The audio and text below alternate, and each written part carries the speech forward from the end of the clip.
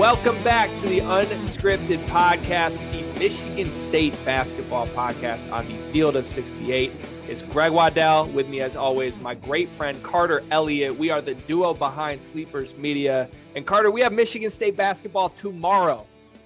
Man, it's time, man. I need the hoops. I need the Breslin Pact. I need Michigan State back to being what Michigan State basketball is. The excitement, the bad taste from last year, I'm finally starting to fade away. So I'm ready for this new year basketball. Should be a lot of fun, new pieces. Excited to be hosting this podcast and talking Michigan State hoops, what I love talking about.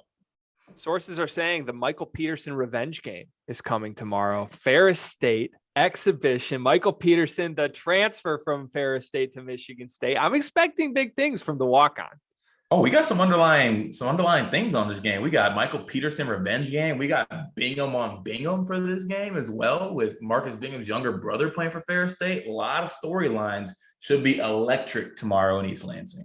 Carter, it's the only thing I've ever wanted through 3 years of watching Marcus Bingham. Every time I've watched him play for the 12 minutes a game he's been on the court, the only thing that's run through my mind is, damn, I wish there was a second Bingham on this court right now. And now tomorrow it finally comes true, my friend. Like I said, Greg, the book on last year, closed it. Marcus Bingham, he's playing. All right.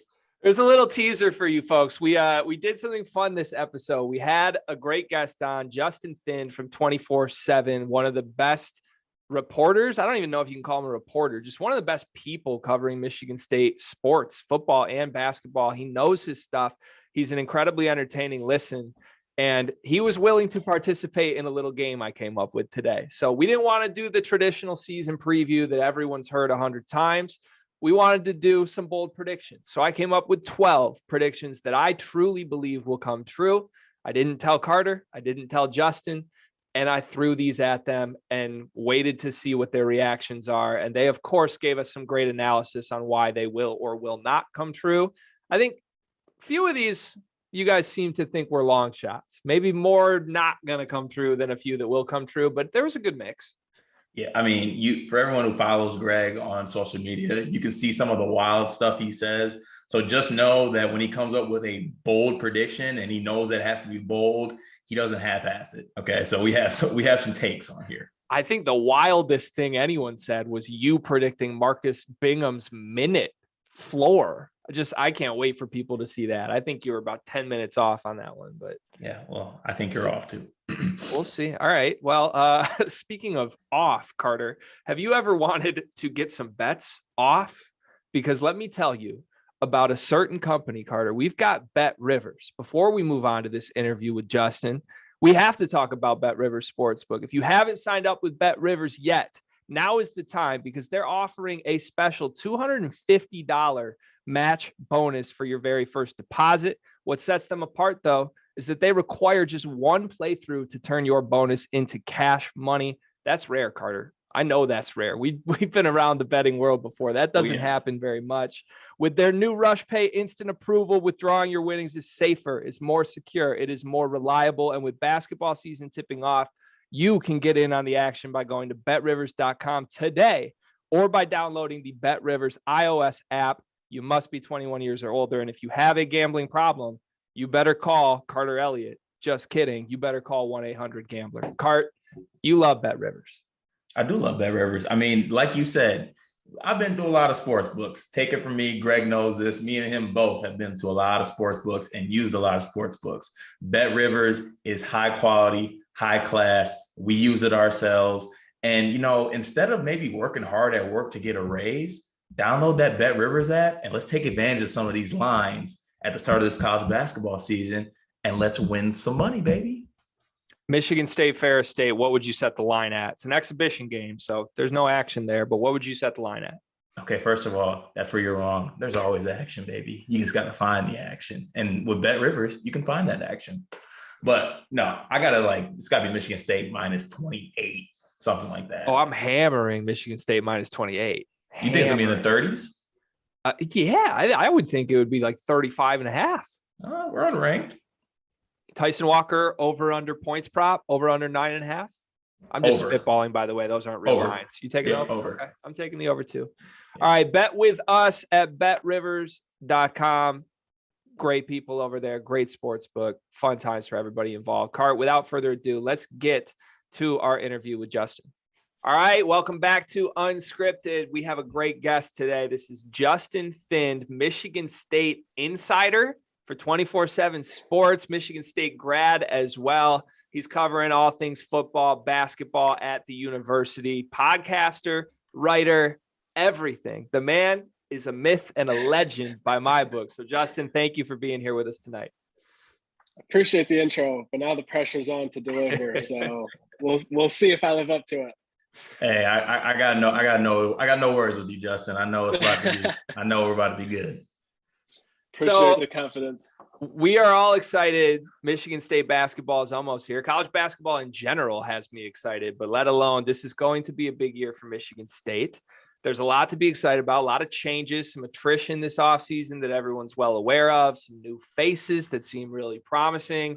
So we want to do something a little unique with this episode today as a lead into our season preview. I've got 12 predictions that you could say are quote unquote bold predictions that Carter and Justin have not seen, that I'm going to throw at them, get their reactions. They'll tell us how likely they are, how unlikely they are, if I'm crazy, because I legitimately think all 12 of these could come true. And we'll kind of just make that the framework for this episode. But before we get into that, though, give me just a broad sense of where your mind and your heart are at going into the season for Michigan State. Is this going to be a good season? Are we expecting big things? Should we have low expectations? Justin, let's throw it your way first. So personally, I think people are underestimating the huge difference that it makes to have an actual point guard for once in the offense. And it's just going to be the thing that makes the offense go. I know Tom Izzo has already alluded to the fact that Joey Hauser was one guy who was greatly inhibited by the fact that he didn't have a point guard to kind of have the 1-2 man game to go with. So if that alone, that observation is true, suddenly you have a Joey Hauser that is a great threat at power forward. And then Walker himself is going to be a guy that's going to be able to drive, guy that can hit jump shots. I know he came from Northeastern, but you look at his game against North Carolina, those 27 points shows that he can do it against top tier competition. So having a point guard itself is going to increase production from that position, but just seeing what it'll do for the rest of the offense and what he's going to be able to orchestrate, I think the impact of that just can't be overstated. So due to that fact alone, I think it's going to be an upgrade over last season. I know Aaron Henry's departure is not going to be an easy one to overcome, but if you look at the sum additions versus the sum subtractions, you have Max Christie, who's going to be able to come in and score at all three levels.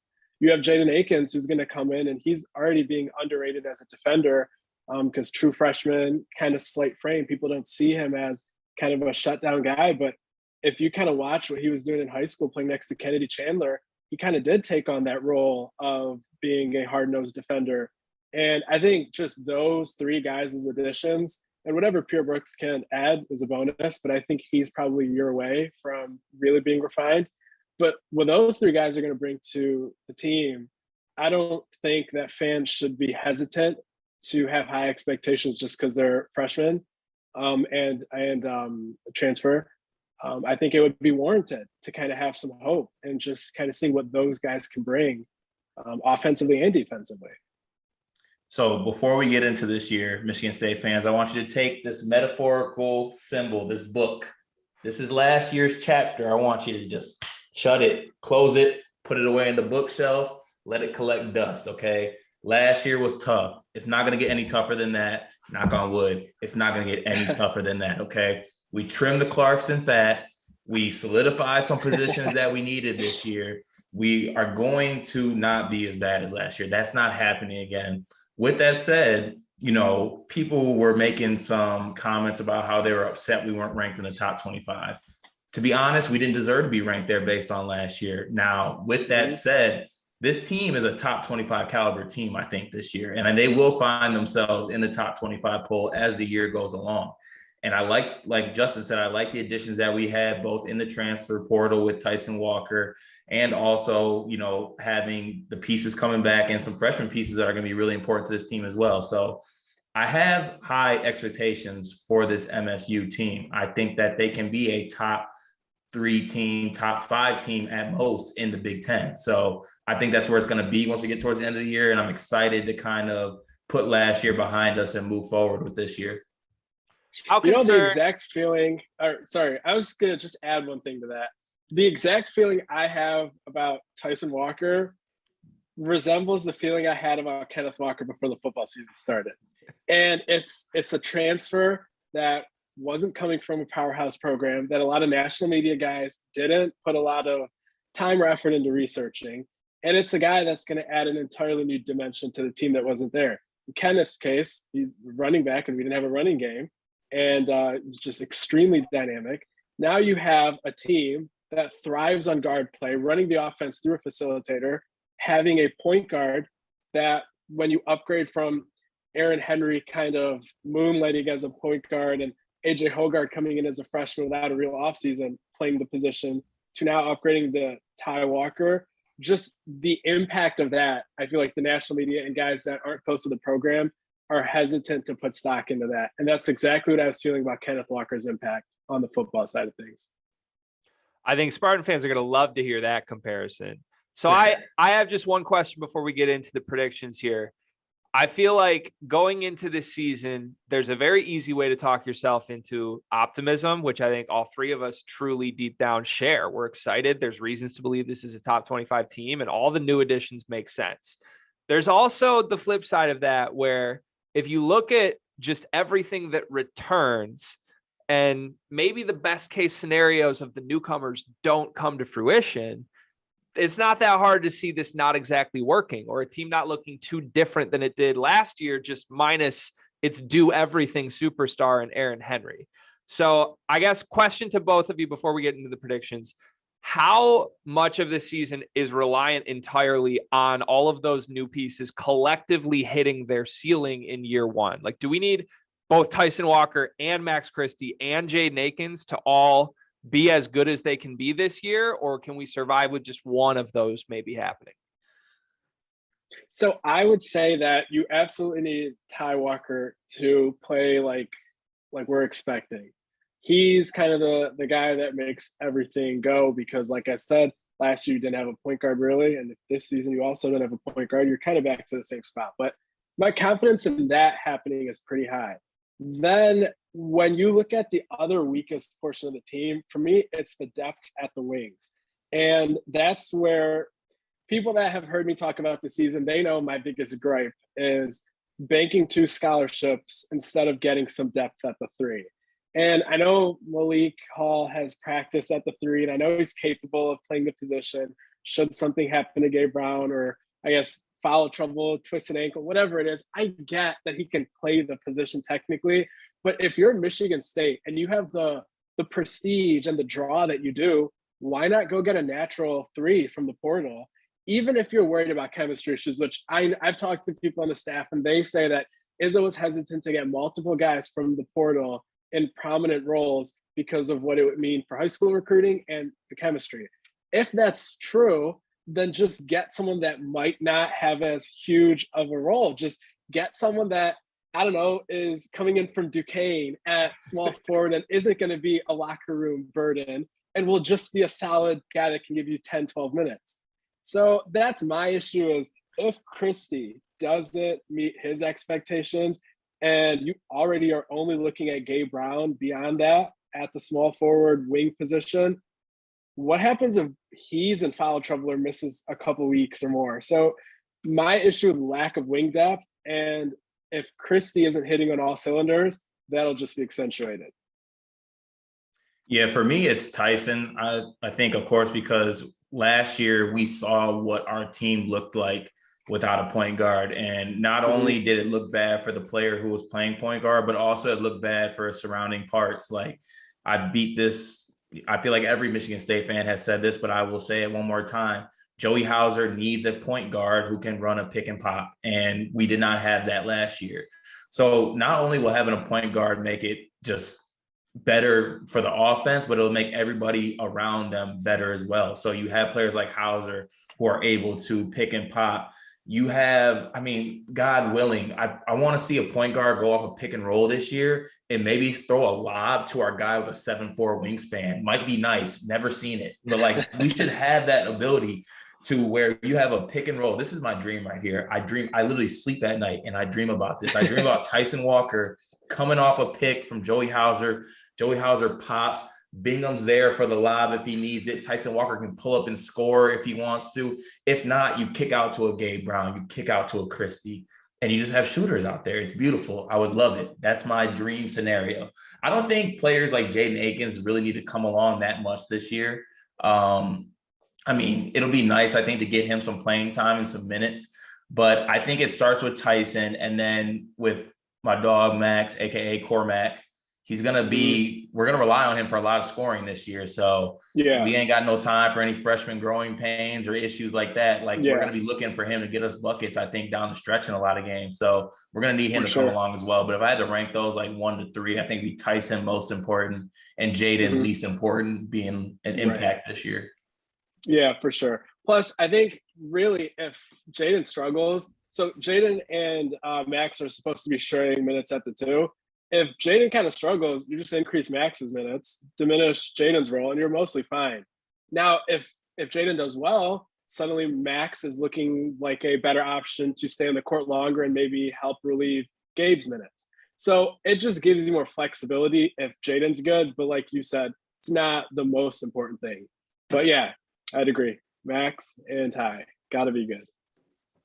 Yeah, Justin, your point about wing depth, I was like screaming all off season. Carter knows this. That's why he's nodding. And like, I felt like nobody was taking this seriously that I talked to. So it's so refreshing to hear someone else literally say, why don't we just get some guy who can play 10 minutes? Like I was begging for that. Right. Bro, anybody, like not only did we not get a guy, like we got 2 walk-ons. Right. Like, why don't you just get guys of that mold and that character, but like, a little better, just like to the point where they're good enough to be on scholarship level talents, even if you're afraid of them eating into minutes of like I get you are scared and you hate the portal, but at the same time, like dog, it's Michigan State basketball. You telling me you can't go find a transfer that wants to play in the Big Ten? It can't be that hard. I'm sorry, it can't be to get one guy, some guy. Yep. I think future years are going to be, it's going to just be very interesting to see how much he truly does stay away from that portal, because he's outspoken. He needs to get in it next year, because the way it's looking right now, Julius Marble might be starting at the 5 for us next year. And God help me, I don't. A lot could change. Bingham could even be back for another year. We'll see. But anyways, all right, let's get into the bold predictions. And wing depth affects a couple of these predictions when we get there. So here's my rules for this game. We'll go one by one through my 12 predictions. Let's try to keep this relatively quick. Obviously, like, give me your thoughts, but I want to make sure we keep this moving so we don't bore people. And then 24/7, their database, they love their 5-star rankings. They do all of that. So I want you, for every ranking, I want both of you to give me whether it's a 1-star prediction or whether it's a 5-star prediction or anywhere on that scale. Sounds good. All right, let's kick it off. Some of these are good, some of these are bad, but like I said, these are all things I truly predict will happen this season. Starting off with number 1, Max Christie will lead this team in both minutes played per game and scoring. Justin, you go first. I'll say 3, only because I don't see Gabe leaving the court much. If you had just said points, I'd say 4 or 5. But yeah, I think just Gabe is going to be a guy they're going to rely on heavily, especially if he improves his kind of spatial awareness. And he can guard a little bit on the ball and he has the length, but sometimes he gets lost a little too quickly. If he can tune that up, I don't think he'll be leaving the court unless he's tired. So that's the only reason I'm not higher on that prediction, is just the minutes portion. But yeah, I mean, other than Gabe, I probably think he'd be a shoo-in to finish at least second. Yeah, I think I'm going to go with the 3-star ranking as well. I'm actually going to echo exactly everything you just said. Scoring-wise, I think Max could definitely lead this team and should lead this team, honestly. I could see him around the 15, maybe even touching that 17-point per game role. I don't know, man. I think he has the ability to be that. and that'll make Michigan State the best basketball team. Minutes wise, unless it's foul trouble, which it could be with Malik. Malik, stop fouling this year. I know you're physical, but let's stop fouling so much. But if it's not for foul trouble or injuries or something like that, I don't think Malik and Gabe are going to lead the floor that much this year. I think they're going to easily lead this team in minutes. But scoring wise, I can see that prediction coming true. So here's where I'm coming from on the minutes, because I think we're all in consensus. Max Christie's going to score. Right. I think the precedent here is actually the freshman year in, it was a 17 probably, with Miles Bridges and the rest of the class. Miles Bridges led that team as a freshman in both minutes and scoring. And to me, that was just like a very clear from day one. Obviously he's a more, athletic, bigger body, but like he's the most talented player on that team. And it was abundantly obvious to anybody who stepped in the gym and watched these guys in any setting. I think that's the same thing with Max Christie on this team. I think despite the guys that are coming back, Gabe Brown's, the roles that they've played, Marcus Bingham, I mean, these are guys who, for one reason or another, have not been given large roles in 3 years at Michigan State. So I think by default, a lot of people assume a jump from those guys. And I think, Gabe Brown has to make a jump. But I think it's going to be wildly apparent from night one that Max Christie is the guy on this team. And it wouldn't shock me if he gets 30 minutes, because at the 2, like you said, he's competing with another freshman, really, in Aikens. Yeah. Whereas Gabe Brown, there's been rumors, okay, maybe Malik Hall does play the 3. Maybe Joey Hauser's so good that we have to give more minutes to Malik Hall. So that's where I'm coming from on that one. Respect that it's a 3-star ranking, but I think that's more realistic than people think, that Christie gets like 30, 32 minutes a game.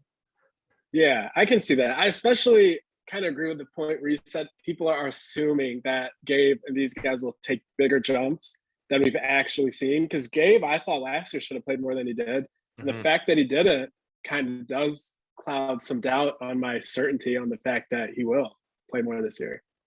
Yeah, it seems like Izzo's had something out for him a little bit, but we'll see. Yeah. He's going to have to play a lot. He's going to have to play a lot this year, or else we're going to get Western walk-ons coming off the bench to play for him. That's who's behind him. So, all right. So I'm going to jump down on my list here, because you just said one of these that comes into play here. I have a prediction that one of the walk-ons, either Jason, is it Wittens or Whitens? Anyone know how we say that? I think it's Wittens. I believe so. Okay. We're going to go with Wittens. One of Jason Wittens or Michael Peterson will be in the regular every game playing rotation by March for this team. I'll go first. That gets a Carter Elliott ranking out of high school, a 0-star. It's not happening. No chance that happens. No. The only possible way that happens is if there's several injuries at the wings. Like if you're asking me healthy wise, I would have to go with Carter. But if they're not all healthy, then obviously you're getting into some dramatic scenarios. But if everyone's healthy, just based on talent and roster construction as is, I'll have to go with the 1-star, because 0, I believe, wasn't an option. I was listening to the instructions. Oh, I love it. Okay, so my next question is going to lead right into my thoughts here. But to me, injury obviously would put us there. Knock on wood, that doesn't happen. But to me, this is really like, is Pierre Brooks for sure going to beat these guys out? Because even if Aikens, Christie, and Brown are all huge role guys, I still think there's at least 5 to 10 minutes elsewhere that are needed from a body, even if those 3 guys are all great. And it's either Pierre Brooks or it's the guy who played 22 minutes in the MAC for a Division I team last year in Wittens. So I like Pierre Brooks long-term. I get it. He's definitely the classic R kind of guy, but I don't think Pierre Brooks could necessarily step in at Western Michigan and play 22 minutes in year 1 from what I've seen. So maybe that's a hot take. I don't know, but I guess I'm banking that Wittens actually looks like a reasonable piece here. And the second side of this is that, they're walk-ons, but they're really good walk-ons compared to most Division I walk-ons. So your logic is sound. The logic is sound, especially because you're arguing that there are going to be like 5 or so minutes left. And that's the whole thing I've been arguing for why they needed to add another scholarship guy. So I don't disagree there. I just think they will run some of these starters into the ground before they turn to walk-ons. At least, honestly, that's what I'm hoping. Now, that's wishful thinking maybe, but that's kind of how I hope it plays out, even if there is 5 minutes left over. Also, Pierre Brooks would be flirting with 30 minutes a game at Western. At Western? Okay. Yes. That's I knew you were going to call me out on that. Yes. All right. I cannot let that slide. I promise these are going to get more positive, but let's go to prediction number 3, which is I predict that Pierre Brooks will record more did not play coaches' decisions this season than he will games with 10 minutes or more played. I don't disagree with that being something that's plausible, because that was kind of the first thing I was talking about when I joined the podcast, was how he's the one guy that's going to be lagging behind the other ones in development. So your general sentiment towards Pierre, I agree with, but there's a lot of games where you're not exactly playing against Purdue and Michigan.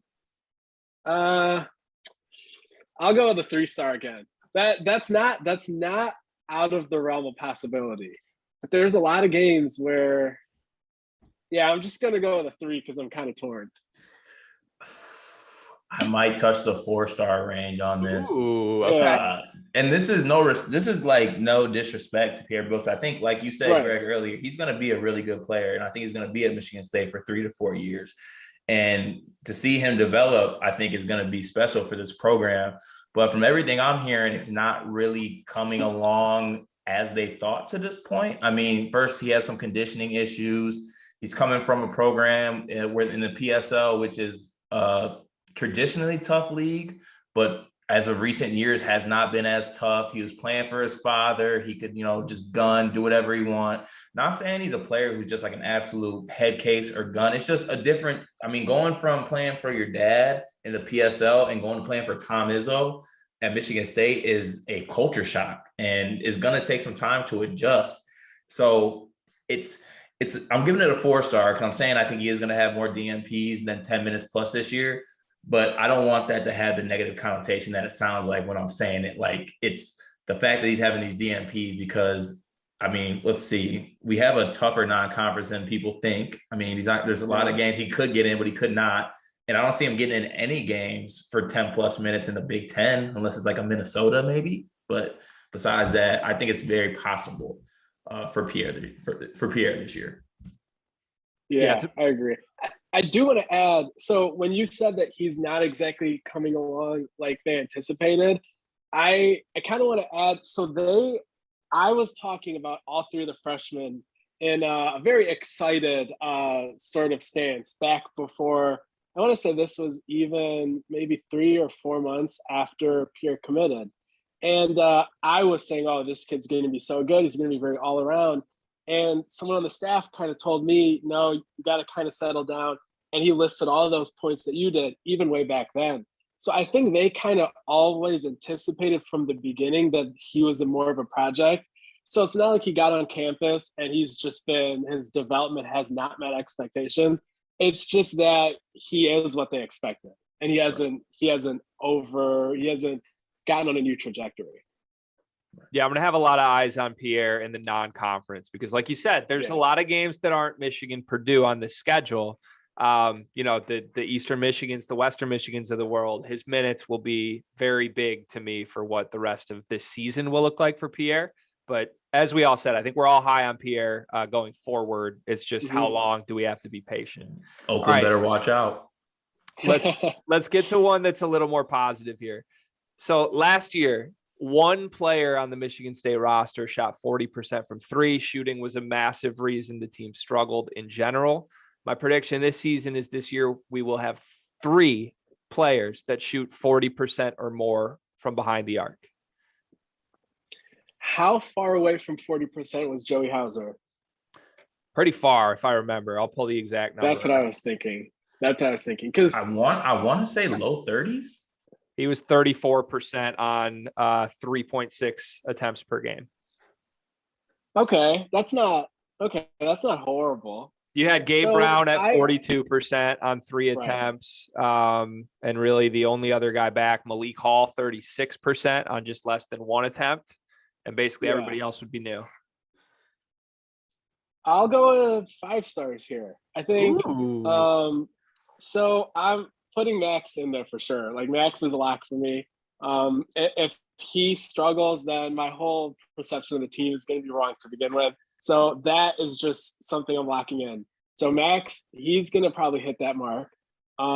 Gabe is going to hit it again. And then I'm assuming one of the 2 fours are going to be able to really benefit from Ty Walker's addition. And Joey in that pick and pop game, if he's actually getting better shots, I can see him taking that step up. And Malik wasn't too far away to begin with. So they will have to defend the dribble drive much harder this year than when AJ was kind of trying to cut through the defense. And I think you'll see some wing shots opening up as a result. So I'll say 3 guys are going to get 40%. So I'll say 5 stars. I'm gonna go on the opposite on Justin on this one. I'm going 2 stars. Wow. Because I think 2 players are gonna shoot 40%. I think that Gabe is, and I think that Joey is gonna shoot 40%. I think that Max Christie is going to flirt with it. I could see like a 37 to 38, but I do not think he's going to get that 40 mark because I think we're going to look to him to score a lot and I want him to take a lot of shots. He needs to lead the team in shot attempts to me to be a good team. And I see him more as a scorer than a shooter.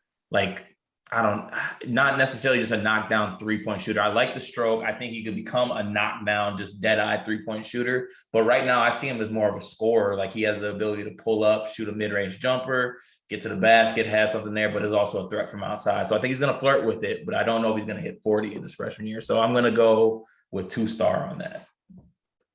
That's fair. All of that makes sense. Volume for sure will probably weigh it down. Yeah, he was taking and making those type of shots in the open practice from what I saw. My favorite clip that still cracks me up was someone kicked it to him. I think it was Hogard, just did like a little swing pass to the top of the key and just a pure NBA range 3. Stroke looks great. Fantastic, goes in. But Steven Izzo was closing out on him. And I'm just let's slow our roll here just a little bit because there's going to be some better closeouts than what Steven Izzo's doing in open practice. But I'm with you. I just think Christie's so skilled. I do have him as one of my 3 that will get there. I think Hauser for sure gets there. I think the quality of his looks this year is going to be so much better than last year. I think Gabe Brown should stay there, but the 4th option to me that makes me comfortable in saying 3 will be there is actually Tyson Walker. Tyson Walker took 6 3-point attempts a game last season, and he shot 35%. But I think we see a little of the Mike Smith effect at Michigan last year, where he went from really inefficient to kind of just running and facilitating the offense, but being a really efficient shooter on smaller attempts within the flow of everything. And I think Tyson will benefit from that as much as the other guys are going to benefit off him. I think there's a little ceiling for him as well there. 5-star ranking for me. I was hoping I'd get 1 from Justin during this. So I feel really good right now. All right. My next 2 are semi-related here, and this is going to get into the timeline of the season. My first one, I'm just going to say, I think this team loses to Loyola Chicago and Mr. Drew Valentine in the first game of the battle for Atlantis. Yeah, I'm going to go with – can't do half stars, can we? Go whatever the 24/7 rules are. Okay, then I'll go high 3-star. Okay. This is something that I've been fearful of since that game was put on the schedule. It's a matchup kind of thing where they have an established program where a lot of those guys are returning, where we already outlined that a lot of Michigan State's key components are new. When you have an early season matchup against a team that's used to going up against these kind of blue bloods and putting up a fight, and that's the identity that they have already molded and they return production, I do think that spells for an upset. I'll also be honest that I don't know every single departure on Loyola Chicago. So this might sound kind of idiotic for me to have so much confidence in them. So I'll say 3.5. I was going to say 4, but this is just something that is one of those gut feeling type of things more than me actually listing out this player's going to go ahead and put these many points on Michigan State and he's going to be a matchup nightmare. Not sort of that train of thought, more of just a gut feeling type deal. All right, just to double check, G, the bold prediction was that Michigan State loses to Loyola? Correct. I'm going to go 2-star on that. Okay, good. I was kind of feeling bad. And this is what I'll say on this. And this is not a shade to Loyola at all, but I'm honestly, with what they have coming back, I'm not as scared of the matchups with this team. I think at the 5 spot, they got to figure out some things. They have the freshman Houston coming back this year. He's not a Cameron Krutwig. I think they have some really good wings in Lucas Williamson. Braden Norris is not like an absolute just like burner at a point guard. I would be way more concerned. Like if we're playing Kansas, the thought of AJ Hogarth guarding Remy Martin or Joseph Yesufu will keep me up at night.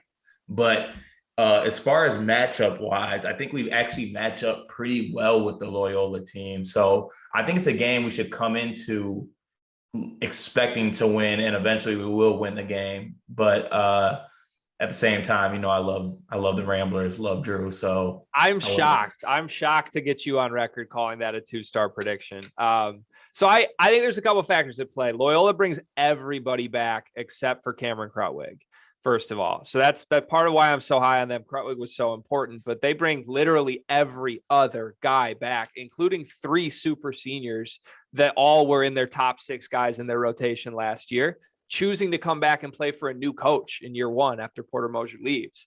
They also had 2 pretty high level transfers that are both going to be rotation guys. We had some notes from the secret scrimmage. They basically destroyed Wisconsin. Wisconsin was missing their point guards. So take that for what you will. But I think this Loyola team's a legit top 25 team. I think there's some motivational factors at play for Drew Valentine in his first year of coaching. His 3rd game against a school he was on staff at, a school that maybe the timelines work out in the future whenever Tom Izzo decides to step down, and maybe they've got one eye on Mr. Drew Valentine right now. So that's where I'm coming from. And then my second prediction that corresponds with this, I think as a result of Michigan State losing or maybe just struggling a little bit in the preseason on that hard schedule, Tyson Walker will start at point guard by the last game of the battle for Atlantis. 5 stars.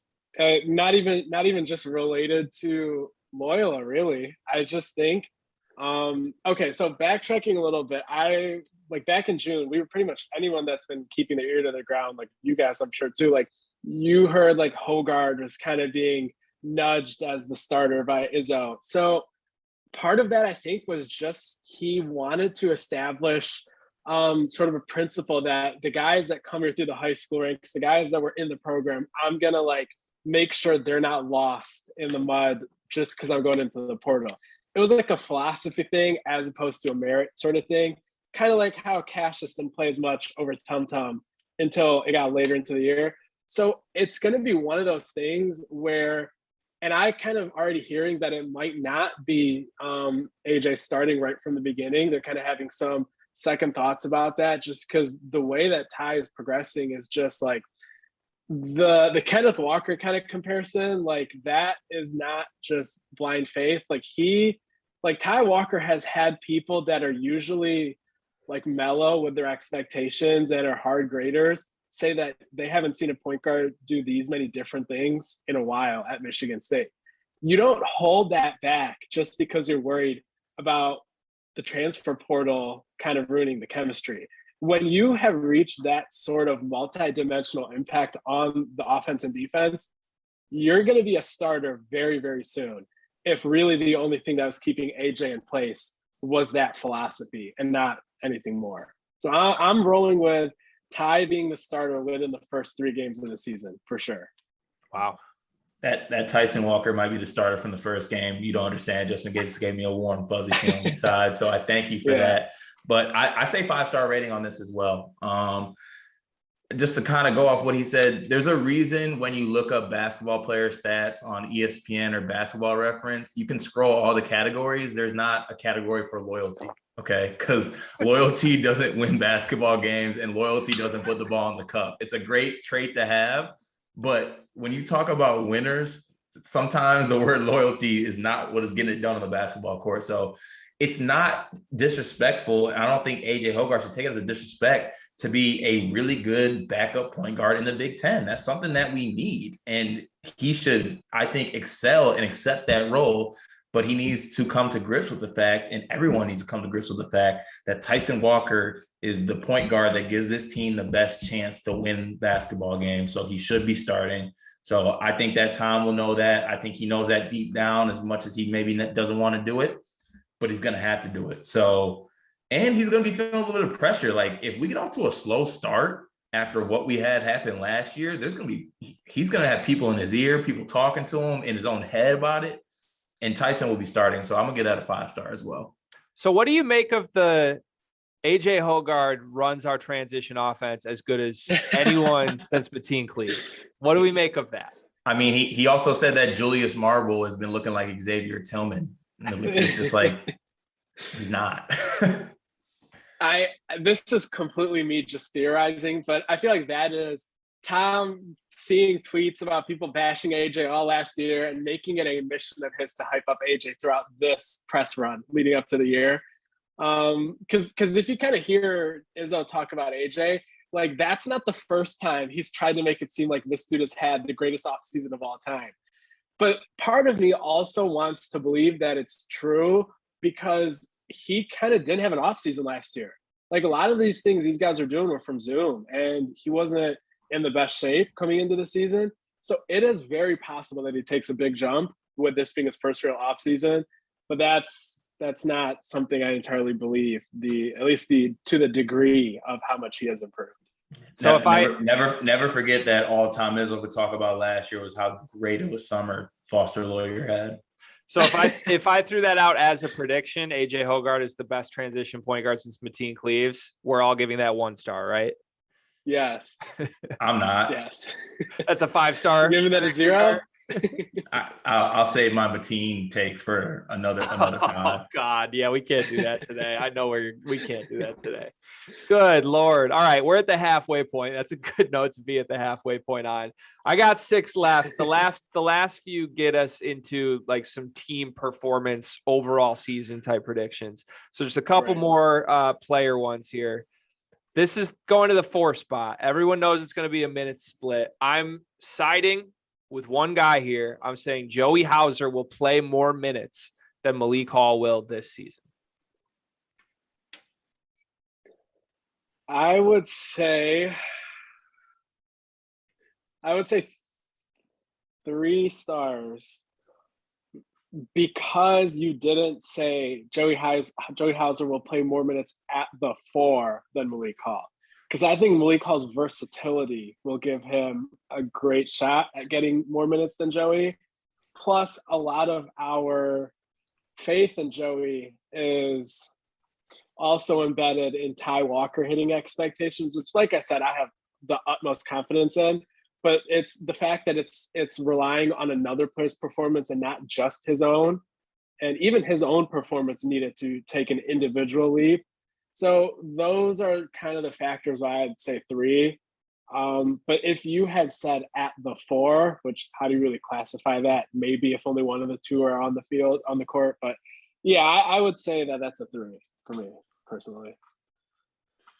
I feel bad because I just keep throwing out 2 stars. I thought you were going to give me a 0-star for this one. I feel like I'm in the minority here, and I'm okay with that. And I'll get into why. I honestly am in the 1 to 2 star range for this, because I think that Malik Hall is going to be one of the players that plays a lot of minutes on this team. But when I think minutes, I think him and Gabe are just like clocked in for around 30 minutes a game and somewhere around there.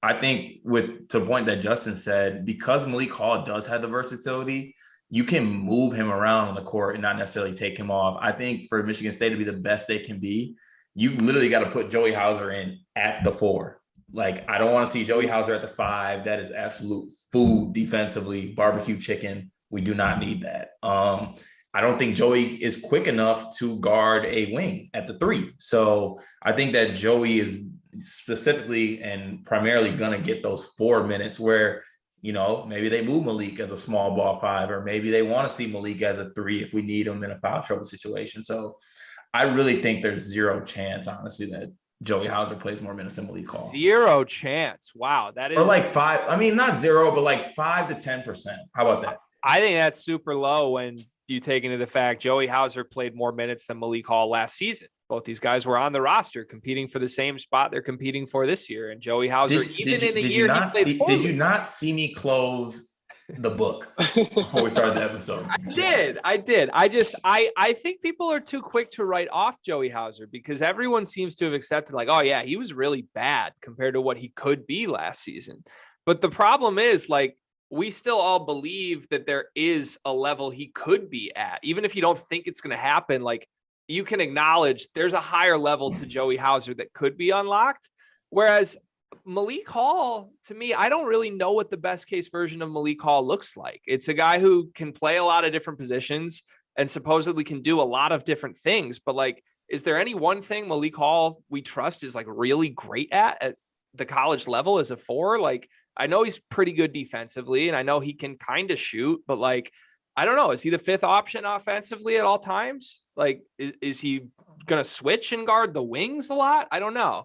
Whereas to me, if we're buying Tyson Walker, which it seems like we all are, and we think he's going to take over very quickly, a lot has been made about how Joey Hauser plays off of Tyson Walker. And I think in general with this identity for this team, it's going to have to be a pretty offensive identity. I'll get more into that with another prediction, spoiler alert, but I think this team is going to be very good offensively, and I think they're going to have to scratch and claw defensively, even if they have their best 5 defenders on the floor together.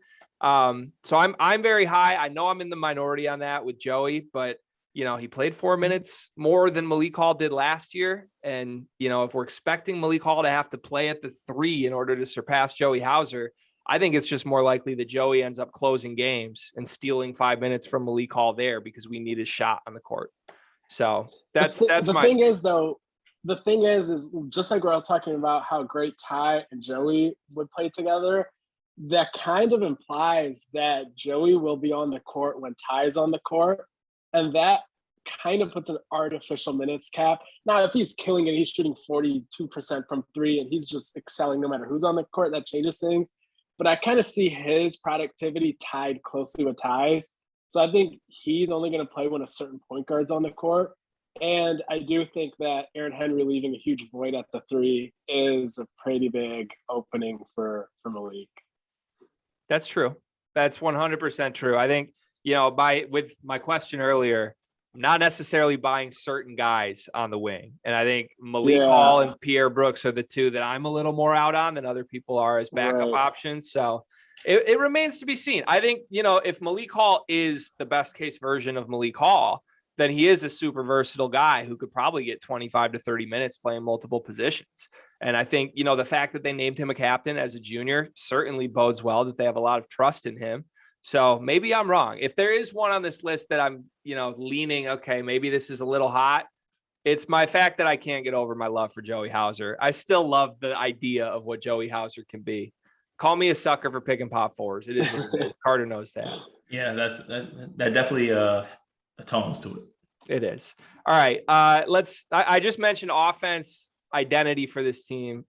Here's a prediction that goes along with that. I think this team will finish the season with a top 25 Ken Pom ranked offense and a defense that is ranked outside of the top 50. So I have if you had just said offense, I would have said 5-star, because this is going back to the impact I think Ty Walker can make. But at the same time, Ty Walker was conference player of the year. I mean, defensive player of the year. So my confidence should also project to him being a very good defensive addition. So you saying they'll be outside of the top 50 defensively kind of forces me to go against my confidence in Ty Walker in one regard while believing in it strongly on the other side of things. So I'll say they'll sneak into the top 50 on defense, and they'll be in there on offense. So I'll say 2-star on this one. I believe in Ty Walker bringing a huge improvement to the defense.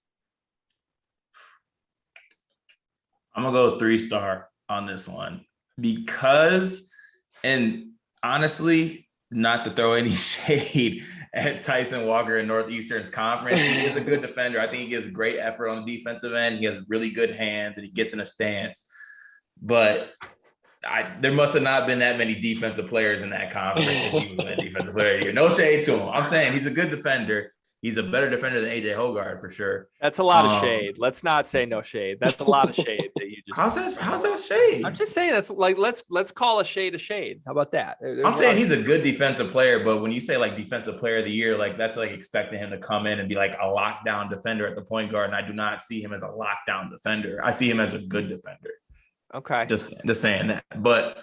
I say 3-star because I think that this team could struggle defensively. Like if, there's so many question marks with how Marcus Bingham is going to be defensively. He has the length. He has the great length to be an anchor, but he doesn't have the weight. He doesn't have, I don't know, necessarily the strength. Apparently he's put on 15 something pounds, and according to Tom Izzo, he's just got stronger, not necessarily bigger, but he's gotten stronger this offseason. But I mean, if he gets in foul trouble, we could have a situation where we have a Julius Marble guarding the likes of Kofi Coburn, Hunter Dickinson. I mean, the Trace Jackson Davis, the big men in this conference, the front courts are crazy.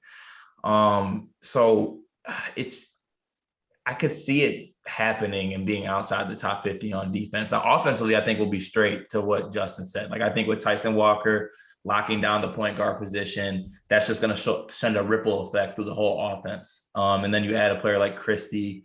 I think it works well together and should work well together on the offensive end. I think we might find ourselves struggling on defense, though. Last season, for record, 98th offensively, 45th defensively on Ken Palm. So this would be a little flip of fortunes. And, Ken Palm's preseason rankings heavily weighted based on historical precedent, but going into this season, 43rd offensively, 11th in the country defensively. So little out there to think they might struggle defensively compared to what his stats show. But yeah, I don't know. I just look up and down the roster and I have questions defensively. Other than Tyson Walker, I actually think he will be pretty great. But I don't necessarily think Hogarth's a great defender if he is playing close to 20 minutes a game, and that's more of a split rotation. Max Christie should be a solid defender, but he's a true freshman. Gabe Brown should be a great defender, but he has also been very erratic on that end.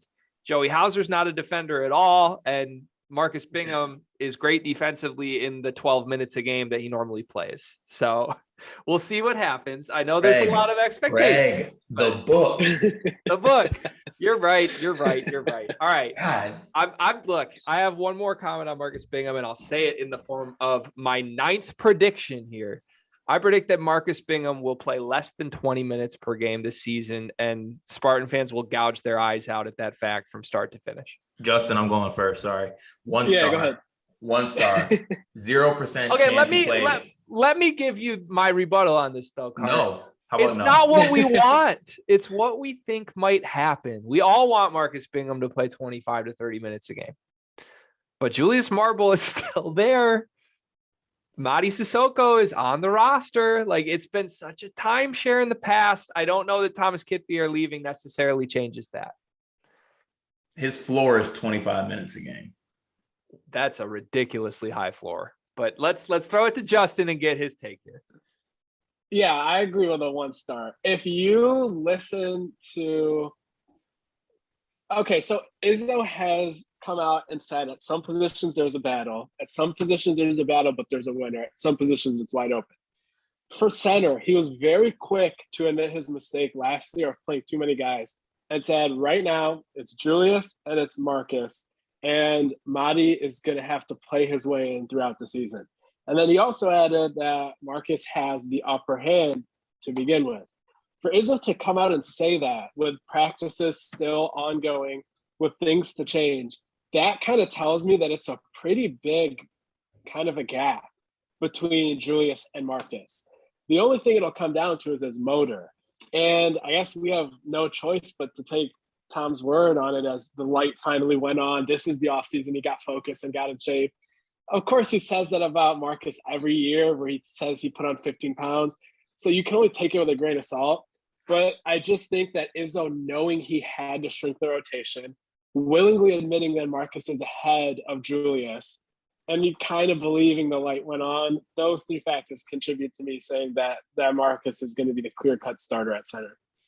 So I I get all of that, and I think all Spartan fans are probably cursing at me for even going here with this, but I just don't buy it for the same reason that, like, we've heard this before for 3 years. Guys don't take massive jumps out of nowhere their 4th year in a system. Like last year would have been the year. You're wrong. They do. They actually do in the system. Who does? Just in the Michigan State system? I'm saying big men take jump all the time. I feel like Matt Costello took a jump. Xavier Tillman took a jump. Matt Costello was so much better.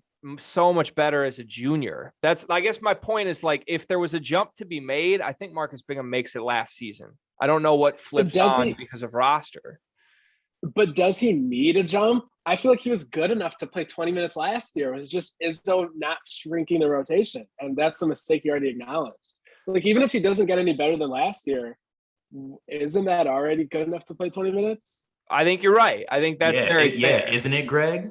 No, I think you're 100% right. Count me as skeptical he gets there. And I'm not saying he's far off.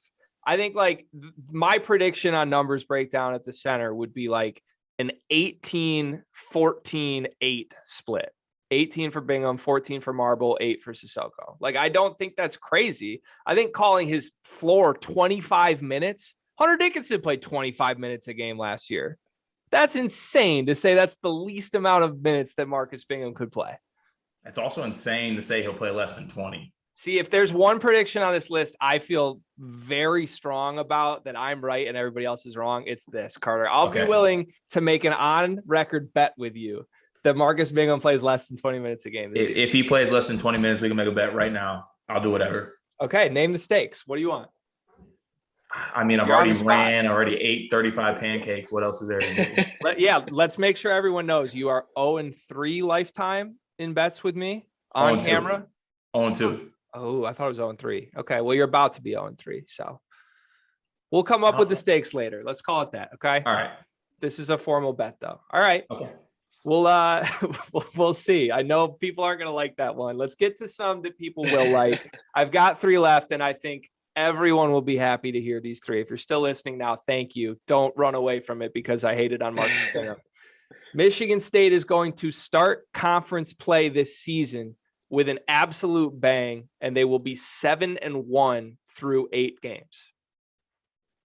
Let me look up the schedule before I go on. I'll read you the schedule. Hey, I'll go first because I actually have the schedule pulled up, and I think this is a 4-star, G.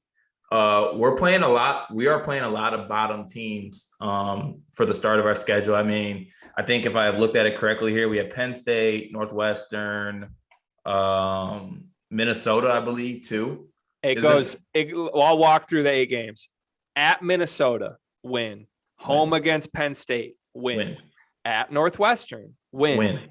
Home against Nebraska, win. All of a sudden, you're a month into conference play, and you're 4-0 tied for first place or alone in first place. 5th game, big one, Ann Arbor at Michigan.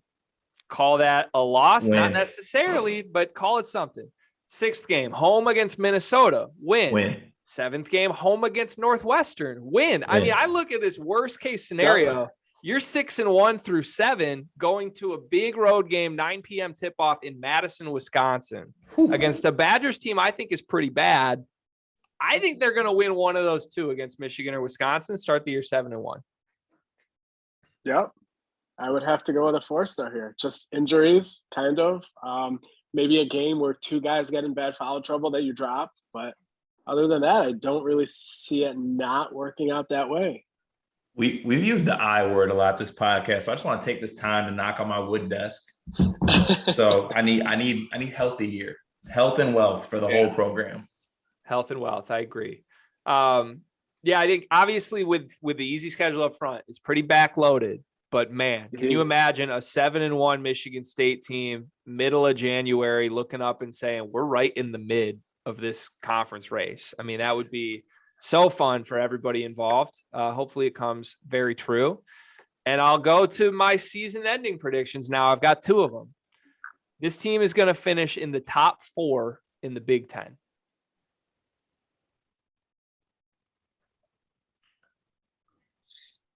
I'm going 3-star for that for me. I'm going to get a 5-star from you before this ends. You are killing it. Have I not gave 1 5-star? I think I've got 1 4-star. My bad. I'm giving it a 3. Okay. I think that this team has the ability to finish top 4 in the Big Ten. I predicted them personally like around the 5 range, but I think they have the ability to push up and challenge. Not saying they're going to win the Big Ten, but I think they have the ability to challenge to be a top team in the Big Ten. So the top 4 is very feasible for me. You know what? Bump that to a 4-star. I'm going to say, is the difference between 5th in the conference and 4th in the conference 2 stars? This is why you don't work for 24/7. And this is why I don't. Bump it to 4. Justin, what do you think? I'm going with 4 as well. And yeah, I was thinking about 5, but no, I'm not gonna go 5. Do it, Justin. Go 5. That'd be a lot of faith in Ty Walker. No, I'm just kidding. But I think that if you not to use the I word again, but if you don't have injuries, at the wing, that's really my only real complaint coming into the season is lack of wing depth, banking scholarships at the wing. That's really the only for sure like thing I'm angry about or like kind of scared about coming into the season. If that doesn't end up being an issue, I don't have a reason to argue that they won't be top 4 because that's really where all my skepticism kind of lies on. And of course, the new pieces hitting their expectations is obviously a big part of it. But I'm of the opinion that they will hit those expectations. So naturally, I would say that they would be a top 4 team.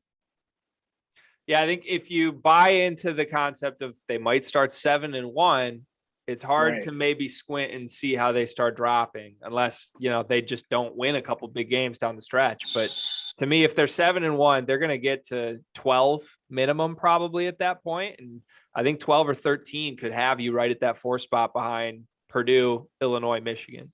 So we'll see. All right. My final prediction for you, NCAA tournament time.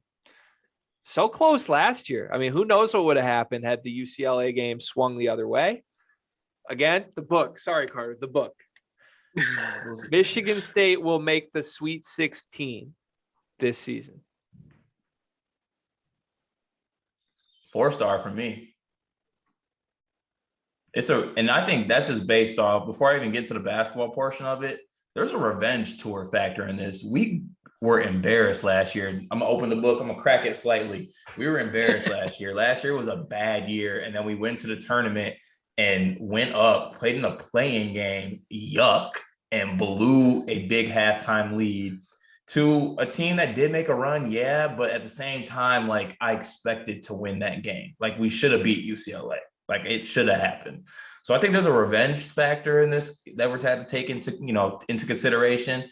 And also like, it's time to fall back on the good old thing that we always say, like Tom Izzo in March, man, different, built different. Like that's it. That is what it is. So I think this team's going to be playing their best basketball by March and we'll be able to make a run in the tournament. So I'm thinking Sweet 16 I expect the Sweet 16. So 4 stars. I would say 4-star as well, because if I'm giving a 4-star that they'll finish top 4 in the conference, then they're scheduled to make or their path to make a Sweet 16 should be pretty manageable. And like Carter said, they will be playing their best basketball in March because the whole thing of it is it's a lot of new pieces coming in. It'll take some time to adjust. But by March, they'll be hitting on all cylinders in terms of connectedness and everyone knowing what their role is.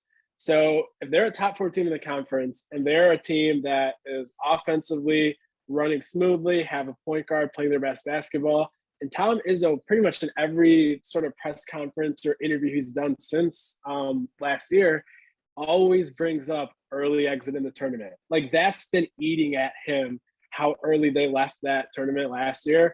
And he already has this reputation of Mr. March. Now just add all this festering for the past 12 months by that time of leaving last year's tournament early. Like he's going to take his March, I guess, intensity up a notch, just because he's going to channel that anger that he had the last 12 months of leaving last year's tournament early.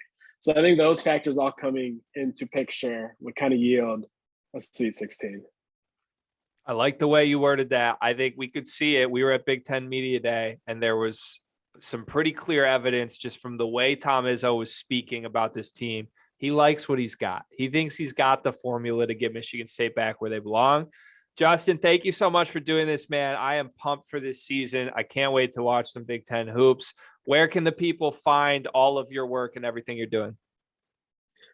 Just pretty much Twitter, and then I'll tweet out any stories and stuff I put out. But just a lot of fun, guys. Really, really appreciate you having me on. It was a blast talking about all this, and we'll reconnect soon throughout the season.